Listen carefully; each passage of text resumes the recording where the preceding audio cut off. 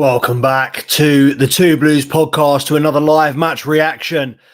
Another damaging result for Enzo Maresca's reputation, just when it looks like Chelsea are on the front foot, just when it looks like Chelsea are potentially getting back to some semblance of form, at home at least. Another damaging result, and it will go down as not a loss, not a defeat in terms of this run of form. It will go down as another game in an unbeaten run at home. But it did not feel like that. And it's not a game that we should be applauding ourselves for. It's not a game that we should be looking at in a positive light, in very few senses of the word anyway. I mean, Jadon Sancho's impact off the bench, Cole Palmer getting back to some semblance of scoring and or assisting form from himself. There were some positives in there, but they were few and far between. It was I'm not really sure. It was a bit of a different one for me. I tried the game with commentary for the first 10 minutes. I was not enjoying the commentator, so I thought, you know what? I'm just going to try and watch the game without any commentary, without any kind of sort of outside input. And I thought we were building up fairly well, but nothing really special. It was kind of the Chelsea that we've seen of this season, going at the defence, trying to make something happen, but still with frailty, still with defensive liability, shall we say. And even a team of Ipswich's quality without Liam Delap and Hutchinson, they still managed to pick us off. They still managed to find chances. More often than not, we were not difficult to score against today. Again, it was... you look at 6 clean sheets in the last 8, we conceded less than a goal. I mean, as much as I love, respect, and try and back Levi Colwill at every single opportunity, I mean, again, it's lackluster. It's tuning out. It's just these small lapses of concentration, which at the top, at the elite levels of the game, it's the smallest of margins that make all the difference. And I do feel like so many of these young Chelsea players, just again and again, we're going to see those insecurities, those inconsistencies, those naive tendencies of an inexperienced player. And I feel like Levi Colwill kind of exemplifies that. I feel like it can be so good on his day, but, just the basics sometimes, talking to your opposite number, your other centre half, your partner in crime back there. I thought if him and Tosin had spoken and communicated, I think it was the first goal, wouldn't have been a goal. And the blame isn't solely on Colwill, of course, but as I said, it's kind of an exemplification of the rest of the squad and of a resurgent problem that we have had throughout the season. Whatever you think of the manager, of the system, of the owners, of the club as a whole, you look at the players, the fact of the matter is very few of these players have experience at the top level, have extended amounts of experience playing for a top senior squad at the top level consistently. It's factual. Chelsea don't have it. So you've got to give them some sort of caveat for that. But at the same time, when you're looking at it on the face of it and saying we've played Ipswich twice this season, 6 points available, and we have taken 1 point out of 6. And Liam Delap weren't even playing today. Diabolical. And I'm ashamed to say that in my TikTok live before the game, I was talking about top 2. If Chelsea had won today, if Chelsea had got 3 points against Ipswich, I'm confident, and I will still say, if we had won today, we would have been in a conversation for a top 2, not just a top 3, a top 2 position. I think Arsenal will still drop more points towards the end of the season. And I think the league, now Liverpool have won today, the league is done. League's over. Arsenal are going to throw everything they have in the Champions League. If they win, particularly in midweek, hangover is going to be real next week. League's going to be done. But the fact that we cannot beat Ipswich once over home and away speaks volumes about the mentality of this squad. And it's the manager as well. It's all of them encapsulated into one, but it is genuinely very frustrating to watch. When you think about the individual talent of some of these players, it's undoubtable. Jadon Sancho, take him as a prime example. Why is it taking him 25, 30 games in a Chelsea shirt All this abuse, it's got to this point. Why do these Chelsea players let it get to a certain point? Why do they let the bucket fill up so much to the point where they're like, oh shit, we need to empty it all in one unbelievable 25-yard ping into the top bid? I don't understand. Why has he not been doing that? I mean, the assist for Maresca in midweek against Legia Warsaw, where he got down the byline, put an excellent ball in, did it again today. And then he scores that goal. I mean, we're seeing elements of these players. Why aren't they? The potential of each individual player, the sum of the whole is far less than the individual parts all added up. I don't understand it personally. I don't understand why, when they have had so much time now to gel, they struggle so much. And when I watch the academy games, the momentum swings in a football game are so much more common and so much more meaningful. I mean, they are strong, but it's not just little. It's, one team will score 2 goals, the other team will go score 2. That's what this Chelsea team feels like. The frailties, when we conceded today, we were on top before we conceded. We concede that goal from one chance, going up the other end, having one opportunity, one shot on target, one goal from Julio Enciso, who is a thorn in our side. He is, my commentator's curse, he is a bogey player for us to play against, as is, obviously, as Brighton are. But Chelsea looked stunned after that goal. And then they went and scored Then they went and scored again. And you're sitting here like, hang on a minute, we just dominated for 20, 25 minutes, been sending crosses into the box, having 3-4 half chances. Nicholas Jackson hits the post, and we're 2-0 down to Ipswich before we know it. To me, the game was gone then, and I was very, very surprised to see us pull it back. But at the same time, you're looking at these players and thinking, you've got 60 minutes here, 55, 60 minutes to turn it around. Cole Palmer, Nicholas Jackson, Neto, Sancho, Madueke, Enzo Fernandez, Moises Caicedo. If these players can't pull themselves out of a 2-0 deficit against Ipswich, like we have done against Tottenham, Man United, a couple of other teams as well, we have managed, Brighton, we have managed on the very, very rare occasion to dig ourselves out, but it has been the very, very rare occasion. And a game like today, no disrespect to Ipswich, you look at their position in the league and how they fared against other teams at home, in the home form that we have been in, with the players and the squad that we have available, we should be wiping the floor with Ipswich. And the fact that we have got 1 point from 6 over 2 games, home and away. Look, all testament, credit to Ipswich.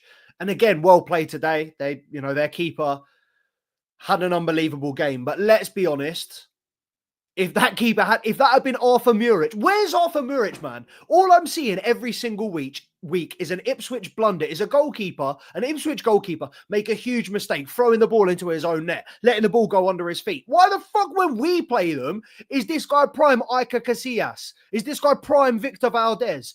Moving like moving like an octopus, bruv. Saving anything that came at him. That keeper had an unbelievable performance today. And there's no way I can give a Chelsea man of the match today, because the man of the match is the what's his name keeper. I've never heard of his name, but Palmer. Is that his name? Never heard of him before. Never seen him play before. How the fuck he made some of those saves? The Chalobah one was impressive enough. What was the Enzo one at the end? The Palmer one. I was just thinking, how is this guy? Maybe we should buy him. I feel like if we had the roles reversed, if you had Sanchez in goal for Ipswich today, actually, what am I saying? If Sanchez had been playing for anybody else, he'd be throwing out worldies just like Palmer was today. But without that Ipswich goalkeeper, we win comfortably today. With an average goalkeeper, we win comfortably. But at the same time, you've got to say, if the Ipswich goalkeeper is saving all of those, he might have had a worldie of a game and he might have been on form. But at the same time, we should be putting those chances away. And as much as I back him and, Nicholas Jackson should have ended his goal drought today, obviously hit the post. He probably should have. I feel like I'm being a little bit harsh, but he probably should have finished it. He didn't really have many more chances than that, and Kunku had fuck all, made absolutely zero impact when he came on.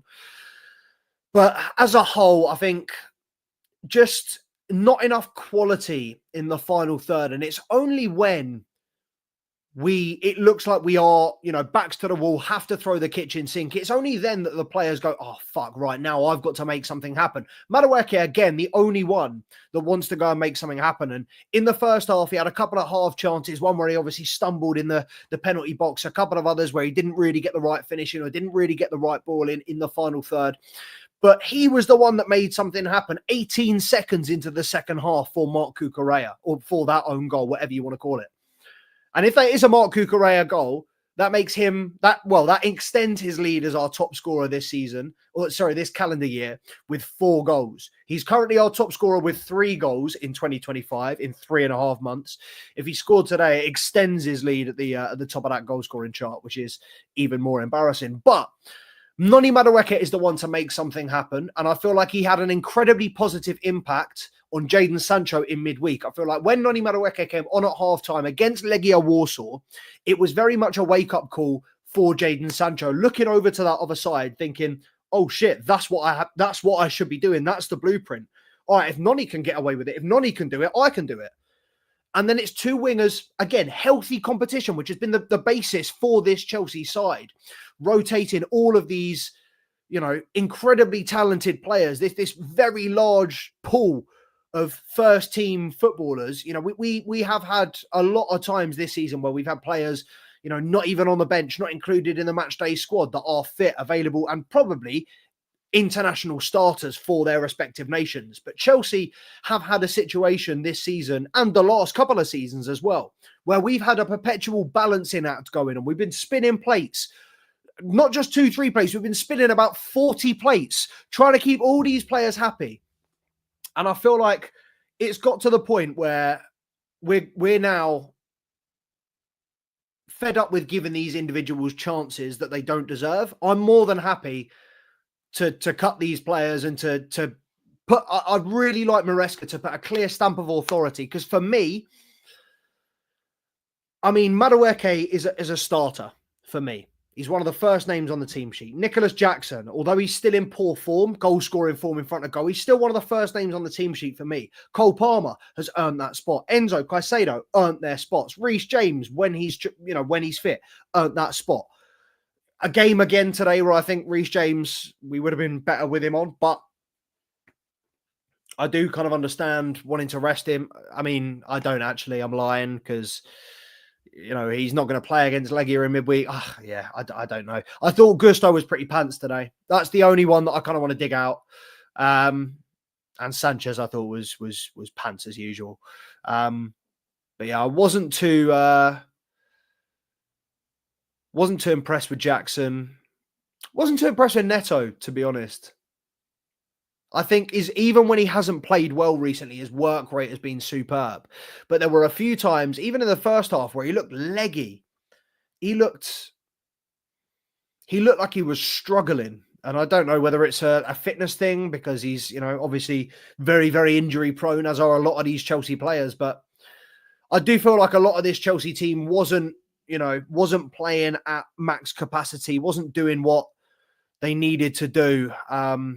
And yeah, I think just too little too late. There was a lot going on in the second half. And again, superb performance from the Ipswich goalkeeper, but we cannot be putting ourselves in a situation where we are requiring 3 goals at home against Ipswich to get a result. We shouldn't be putting ourselves in that situation. I touched on it before. I firmly believe that had we won today, we would have, with Arsenal dropping points yesterday, had we got the 3 points against Ipswich today, I feel like we would have been in a race for the top 2. We would have been in a race for that second spot. Obviously, the league's gone. Obviously, Liverpool have won. Well done to them. Fair play. If Arsenal had dropped points yesterday and we had won and made that ground up, as well as Nottingham Forest dropping points, let's not forget, because the rate, Nottingham Forest dropped the points, that means that we are in the race for top 3 categorically. But then Arsenal drop points as well. Chelsea win against Ipswich. Arsenal, potentially deflated from losing the league, potentially even more deflated or have a hangover from either winning or losing in midweek against Real Madrid at the Bernabeu. They've got to go and travel to Spain, come back and then play at the weekend. Could have dropped more points. It could have been up for grabs, man, because they would have been like, oh, you know what? We can finish in the top 5. Doesn't matter. But Chelsea had a real opportunity to lay down a marker. And Enzo Maresca, I've said at the very beginning of the video, this is a very, very disturbing result for a lot of Chelsea fans to not be able to beat Ipswich at home. And in the manner that in which we played that first 45 minutes, the manner in which we went 2-0 down and looked so uncomposed and looked so, we looked at sixes and sevens for about 20, 30 minutes in that first half before we started to pull the football back together a little bit, but it was slow. It's not like Chelsea can just kind of click back in. It takes us a while to build up, takes us a while to get some momentum going. When we do, we can be snapped out of it like that. If we concede, that's it. Heads are gone on the floor. Game changes. We just completely forget what we're doing. The chemistry goes, the clicks go, it's done. And then again, it takes so long for Chelsea. It takes even longer then for Chelsea to get back because they've gone back past the starting point. It's not even like they go back to square one. So they go back to square -2. So they've got to make up the ground. They've got to make 3 outs. It seems like such a chore for this Chelsea side. And I question the mentality because I know it all seems very, very happy behind training, behind closed doors in training. Sorry. I feel like experience has got to be a big, big factor in recruitment this summer. I feel like if we are looking at players, I mean, listen, hear me out. There's no way KDB would not like some aspects of this project, and there's no way we would not be able to fund his salary. KDB said he's open to any project. Enzo Maresca, make him one of your first names on the team sheet, get him in the team. Fuck it, I don't care. Get some experience in, bring him home, let him have a swan song year, let him try and win something at Chelsea. Imagine we're back in the Champions League next season with De Bruyne, Esteval Willian, Cole Palmer, Nicholas Jackson, obviously. But Nicholas Jackson with KDB's service, I'm telling you, that's a 25-goal season striker. Not just, he's a 20-goal a season striker right now. Maybe not. But with KDB's service, fuck it, anyone's a 30-goal a season striker. We've been lacking that experienced, creative, quality individual for a while now. We've been lacking a lot of experience in a lot of areas across the pitch, but I feel like somebody who's able to make it happen, because Cole Palmer is very much able to make it happen, but he hasn't been there, done it on the big stages, multiple World Cups, Champions League, European qualification stages, all of the big teams, all of the big stadiums. Cole Palmer's done a few with Man City and at youth levels, and obviously England at the Euros came on in the final, etc. But he hasn't had the full experience. Well, no one's going to sit here and argue or claim that Cole Palmer is experienced. And someone like KDB brings in that leadership, that knowledge, that ability to just collect the players because they have a mutual respect for him. How much of an impact did Thiago Silva have? He's made it into the Chelsea team of 120 years, even though he was only at the club for 3-4 seasons. He was an absolutely phenomenal servant. The fans loved him. The managers loved him. The players loved him because he was a natural born leader and he just wanted to help. And that's what Chelsea need. Chelsea need to just suck it up and say, you know what, we're going to break our no over 25s rule and just get some quality experienced individuals in that can marshal this side through the tough times. Because players like Nkunku ain't bringing nothing. And it's not really fair to judge him on today's game or today's performance because he got barely a sniff, barely a look in. Jackson's, why me? You've had 86 minutes, mate. Let this guy have 4. I mean, I obviously would have kept Jackson on in hindsight, but Christopher Nkunku, I feel like in midweek wasn't that bad. Even with the penalty miss, wasn't that bad. But he hasn't got any motivation. Like this to him a year ago, a little over a year ago, would have been the opportunity to come on with 5 minutes to play, be the man to get the winner. Be the man to grab the headline. Be the man to blow the fucking balloon up in the Matthew Harding stand. Whatever you got to do, go on there, make it happen. He would be the one to go and stand in the box. But now he goes on and hides from the ball. He goes on and stands on the other flank, stands away, hides behind his defender, doesn't want to look in because he just knows as soon as he gets the ball or knocks it off, some Chelsea fans are going to boo him because we are just that set in our ways. And look, I can kind of get some of the criticism. I don't get it from obviously match-going fans booing players and stuff. That is absolutely nuts to do to your own player. But we heard it again after, even when Chelsea were at 0-0 today, there was a little bit of discomfort, discontent between the fans. And then when you go 1-0, when you go 2-0, if the tempo starts to lull, if they start to knock the ball around the back, they get booed by their own fans, which is kind of wild. But at the same time, I've said multiple times on this stream, drawing 2-2 to Ipswich is unacceptable at home. And 1 point out of 6 against Ipswich home and away in the Premier League is unacceptable. And I said, both of these managers, Maresca and McKenna, were, on the shortlist when we were looking to make a replacement for Pochettino. I was so against McKenna. I was also against Maresca. I wanted an experienced manager. I wanted Flick. I wanted Enrique. And failing that, if you were going for a project manager, I wanted Nagelsmann. We didn't get any of them. We went for a more English-centric manager, someone that had done it in the Championship. I mean, yeah, I think I probably would have gone McKenna over Maresca if it came down to it. I don't know. I feel like he's got the better of him over home and away. I feel like did we make the wrong mistake with Maresca? Did we make the wrong choice? I think he's a good manager to lead these young. Look, they all clearly like him. And, well, I say clearly, from what I see and from what I understand, they all clearly kind of like him and have a mutual respect for him. And the morale is still pretty good among the group. But is he the man to do it for us long term? No. He's the man to get the ball rolling. He's the man to get the wheels spinning, the wheels turning. But I think when it comes to bigger and better seasons, bigger and better opportunities for this Chelsea side, I feel like we are going to need someone that's done the nitty gritty, that has the t-shirt, because they have been there and they have done that. And I am talking Don Ancelotti. I think that is the mold that you've got to go for with this Chelsea team. Is you've got to find someone that they respect to the point that they would just play for them regardless of the club, And this Real Madrid side, yes, they've got the experience, but they've got youngsters that have grown up winning with Ancelotti. When you're used to it like that, you expect certain things from your manager and they can expect certain things from you. And I feel like that is what this Chelsea side lacks, is accountability, because obviously everybody is so young. Maresca has no experience, very little experience as a manager. These players have very little experience as players. And I feel like there is very little accountability in terms of how these players perceive themselves to the fans. Like, we obviously very, very unhappy with the situation kind of across the board right now, but it seems like the players don't really care. It seems like there is a bit of a disconnect, these players, and don't get me wrong, I love this squad. I'm a very, very big fan of a lot of these individuals and the team as a whole.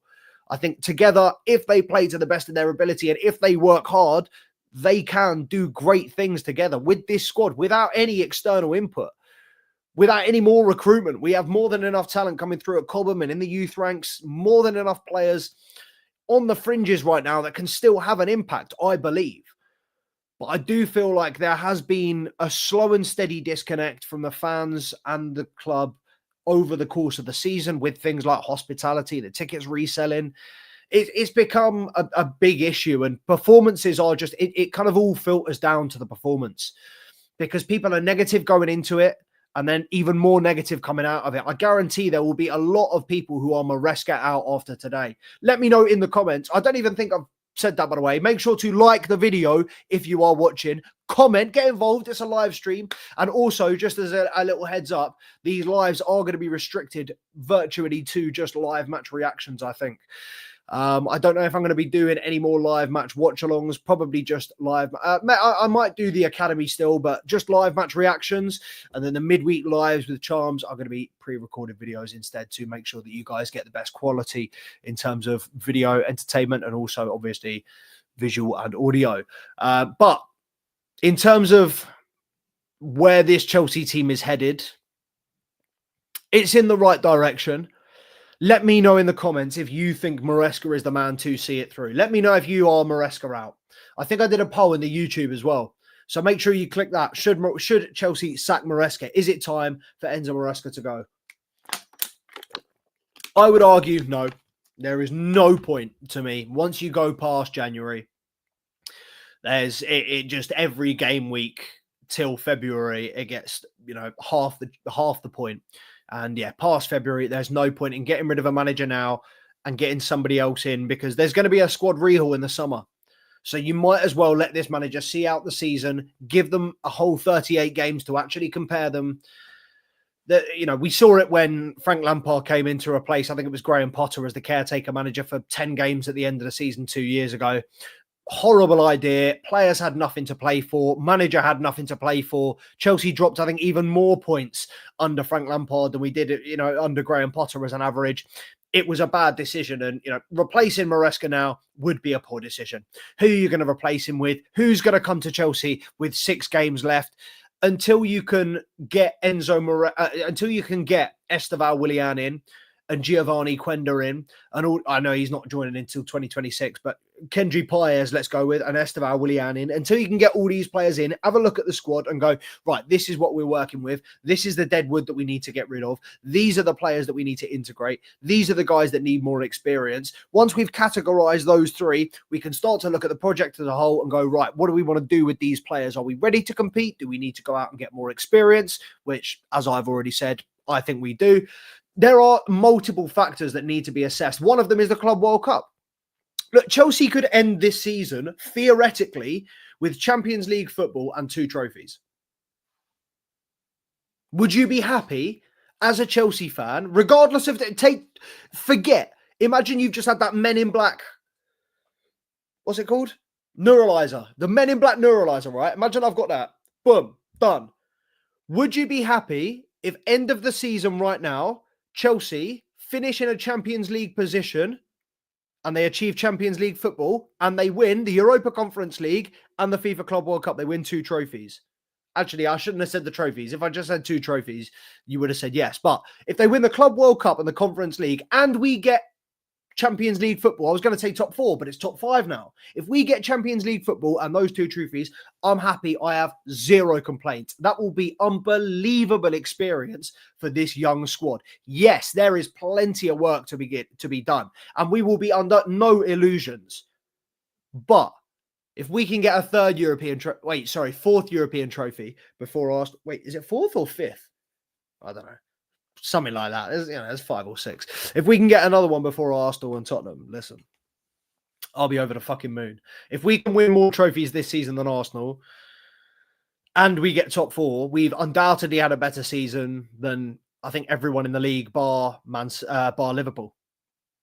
I think it's fair to say. I mean, obviously, maybe Nottingham Forest, Newcastle, Villa, depending on where they finish and how Villa get in on the Champions League. But I think Chelsea, if we finish in Champions League spot, and we win those 2 competitions, I think this Chelsea squad and this Chelsea fan base will be appeased, if not temporarily, but they will be appeased, and rightly so. For me, I think that is, more than acceptable. I know we've said multiple times that the Conference League would be, it is a non-negotiable. We have to win that. The Club World Cup, I do not expect to win. Would be lovely. Do not expect to win that by a long stretch, but it would be lovely. I think the winner gets like 125, is it million? I don't even know. It's a lot of money as well. But obviously, I mean, I know they'd said at the start of the season there wasn't really a target per se. I think they did let it slip, or Enzo Maresca let it slip kind of mid-season, that top 4 Champions League football was the target for this season. If we achieve that, obviously we've succeeded. We've achieved our goal that we set out to. However, I would say, given the position we have been in, given the first half of the season, the way we started and the way we fell off over Christmas, and then also, games like today, the results that could have gone differently, a lot of our fate has been in our own hands. We have been architects of our own downfall. We've been the masters of our own destiny. Whatever you want to say, however you want to call it, Chelsea, the fate has been in our hands. Our fate has been on our hands. We have been the ones responsible for the shit that we have gone through more often than not, whether it's been mistakes from Robert Sanchez or, poor form, or I don't know, just poor performances in general. I think you can't really blame anyone else but look inside this Chelsea side. And I think there will be a rejig in the summer. there definitely will be a rejig. There'll be plenty of movement, both in and out. There's, 10 players to get rid of. There's definitely a few to come in. Obviously, we've mentioned the players like Esteval Willian, who are, guaranteed joiners already. We signed them last season, so they'll definitely be joining the squad. But who will go on loan?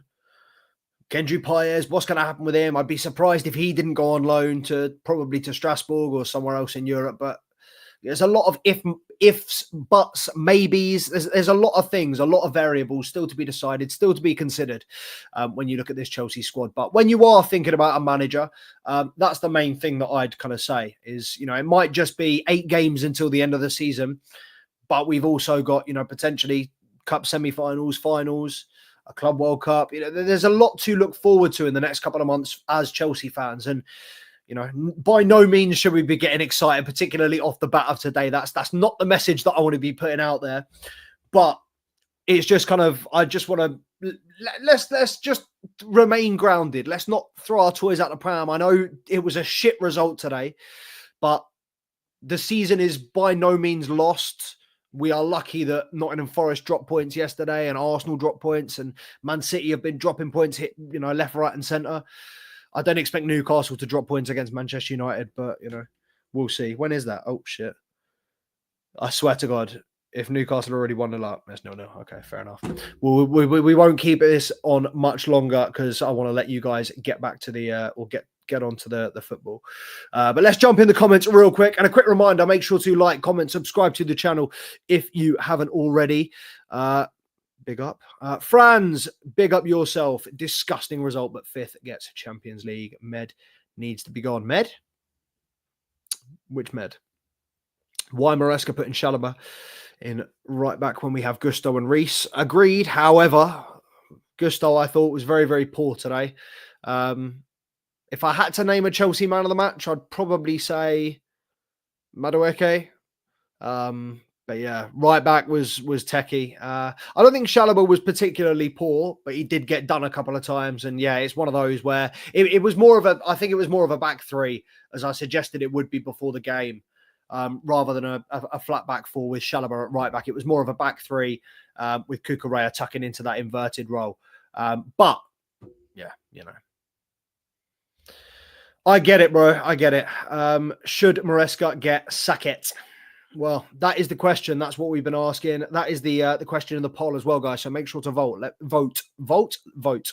Let me know what you think. Is this pre-recorded? No. This is a live match reaction. When it says live, I promise you, it's live. Amir, appreciate you, my guy. This has been one of the worst performances I've ever seen. We need to be looking for a new manager who knows how to manage a big club just like Chelsea and who can bring us back trophies just like TT. Seems like a lot of this I've already touched on. I stand with Amir apologize for even trying to pronounce that. Don't know what was going through my mind. Franz, you're pretty sure? You're pretty wrong, my son. Thank you, Franz Shima. At least someone agrees with me. I mean, look, who agrees with Amir? I don't know about worst performances I've ever seen. It wasn't great, and the 45 minutes was definitely one of the worst 45 minutes. But second half, was far better. And I think, like I said earlier in the video, the goalkeeper was unbelievable. So yeah, if you've been watching Amir, I've just been through all of that. He's not the man for us long term. He's the man to keep going for now, and there's no point replacing him right now. But I agree, he's not the guy long term. Just David, Banter Club. Sucks, man. Franz, yeah, this is pre-recorded. What are you so sure that this is pre-recorded? And how would it be pre-recorded? How would I have the time to pre-record a live match reaction to a game that just happened? I wish I was as skunked as you, my bro. I wish. Dan Nugent joining us. Appreciate you, my guy. It's always lackluster. Unfortunately, seems to be the new norm. Over 90 minutes, it's not, there's always some part of the game where we fall asleep. We just don't do our jobs, whether it's the basics, either attacking or defensive. Yeah. far too easy for them to score today. And the fact that they didn't have the lap, yeah, says it all, man.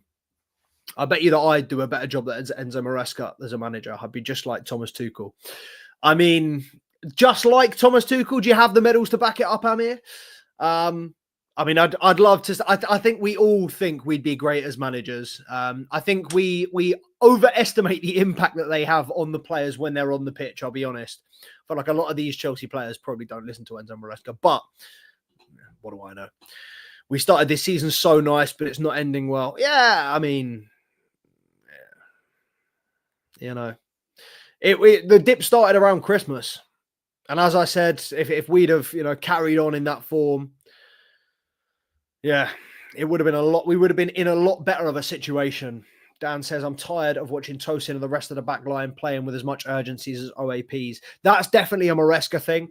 That's definitely a system thing as well. Slow build-up play to try and bait the press. I agree. I don't like it, particularly when we know for a fact that these Chelsea players are not good enough to beat the press once they bait it. So it's all well and good baiting the press, but then one of the players gets the ball with 3 Ipswich players on them and they're like, oh, fuck, the only option I've got is Robert Sanchez. We've conceded another goal. Well played. It's definitely a system thing. It's definitely something the manager asks them to do because he's said it before. It's very noticeable when Chelsea are down at home or the game's even late on at home and we're moving the ball with very little urgency. The crowd get very frustrated. And the Maresca, I believe, has mentioned it in press conferences after saying it's not the players, it's me. It's what I asked them to do. I say, no matter what the situation is, we stick to our principles. We stick to what we do.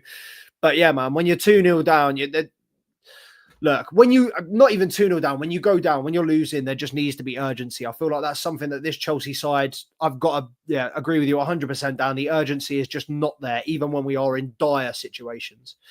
Yep, 100% agreed. It's from the manager. Oh, I don't know about that, Abdi, but yeah, it's techie. It is techie right now. We are boring to watch, Dan.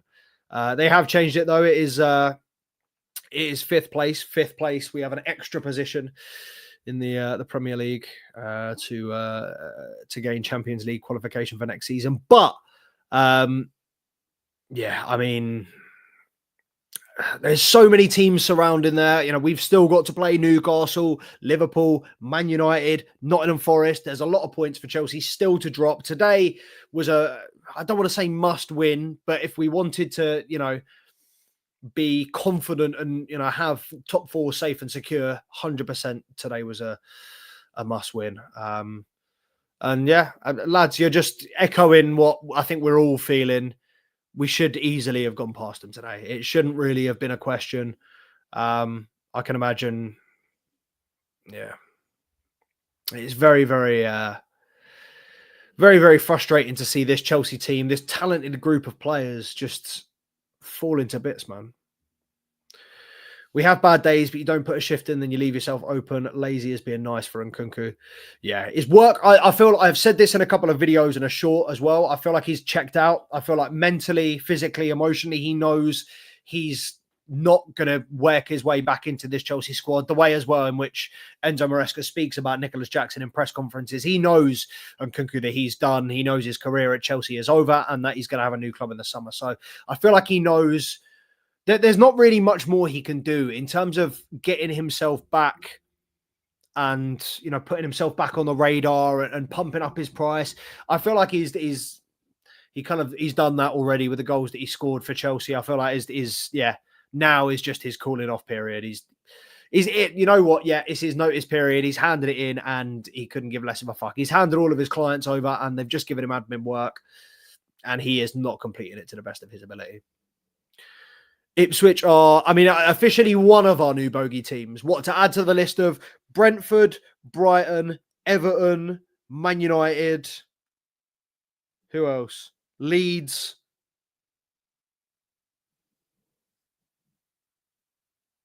Who else? I feel like there's loads more in there. Loads more teams that we absolutely suck against. Managers that can just figure Maresca out very, very easily. Yeah, I mentioned Julian Nagelsmann. when I wanted a new manager, or when we were getting a new manager post Poch, wanted an experienced manager. Two choices were Hansi Flick and Luis Enrique, and number three was failing that and going for a project manager instead, Julian Nagelsmann. I thought that was so much more obvious. Someone that's managed at the top level with Bayern Munich and did a fantastic job as well. Should never have been sacked by Bayern Munich. So we were stupid not to scoop him up, stupid not to accept Luis Enrique when he flew to London and gave a presentation to the owners. Yeah, it's what can we say? What can we do? What world-class, but the question is, what world-class manager, and obviously Thomas Tuchel is no longer available because he's with England, what world-class manager, A, is available, and B, would come to Chelsea? Somebody, please feel free to let me know. Welcome to the age of American ownership, says Stephen Michaels. I mean, I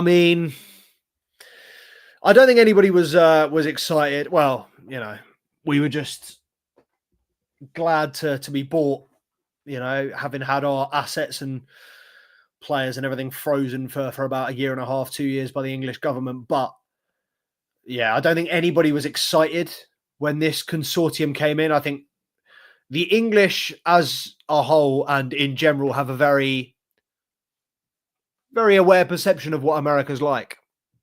Thick as fuck.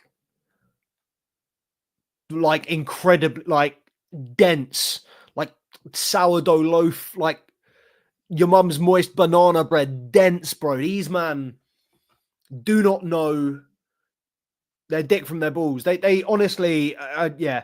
I don't know why we expected or anybody expected them to know how to run a football club. You know, a fucking financial consortium coming in, and yes, Todd Bowley had you know, had experience managing the Dodgers or whatever, but fuck off, mate. Not managing, owning, you know what I mean? But they just don't get it. I have never seen Moneyball. I've got no interest in watching Moneyball. Just like I'm assuming Todd Bowley has no interest in watching Green Street Hooligan. You know, like why it was never going to be a good match. And it unfortunately is something that we now have to bear the burden of for the long term, because let's be real, they ain't going nowhere. And people that did the little protest found out very quickly that their voices were not going to be heard. They were going to be silenced by this multi-billion-pound corporation that has monopolized power over Chelsea Football Club. Like, supporters don't have a say.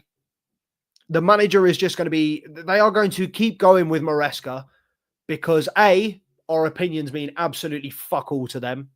And the sooner we realize that fans as a whole mean nothing to clubs, they do not care about us because they know they can just get the money from tourists. They know they're more likely to get the money from tourists. We're more likely to complain.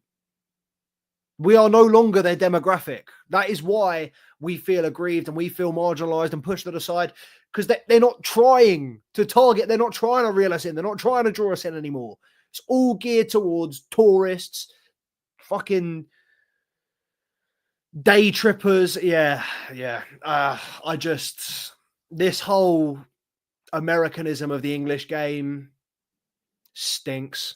What they've done to Tottenham stinks. What they've done to Chelsea stinks. What they've done to Liverpool, yeah, stinks. Jim Ratcliffe, I know he's English, but he's got the same mentality. It all stinks, mate. It all stinks. Ancelotti will leave Madrid. We can get him.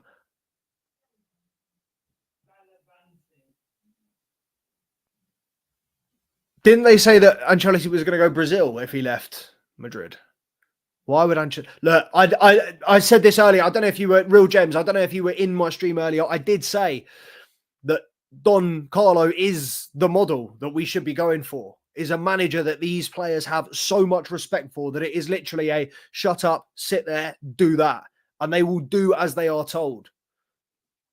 Unfortunately, I don't see anybody of that caliber coming to Chelsea. I don't see anybody of that. I don't see the Clear Lake consortium, Clear Lake Capital, being happy to appoint a manager with that level of individuality, with that level of accountability. Like they just want a mouthpiece. They just want someone that they can work like a puppet. They do not want somebody that thinks for themselves. They just want somebody that they want a yes man. They want a yes, but they want Jim Carrey. I'm American. Bruv, wifey that, bro. Why are you bringing all this cum talk into my... Bruv, always Americans, bruv. Dirty fuckers, man. Obviously, I'm joking. Congratulations on your summa cum laude. Congrats, bro. Oh, fuck. The one time we need Man United to pull us out a fucking result. Well, actually, they did it against City for us. Who scored? Was it Isaac? Someone let me know in the comments who scored for Newcastle. Apparently, I've got no signal. In 2025. Big England, you know. Sandro Tonali. Oh, fucking put like a fiver on him to have a shot last game and he didn't. Now he fucking scores. Fucking typical. But yeah, it's interesting. Obviously, few positives. Very few positives to take from the game. I think...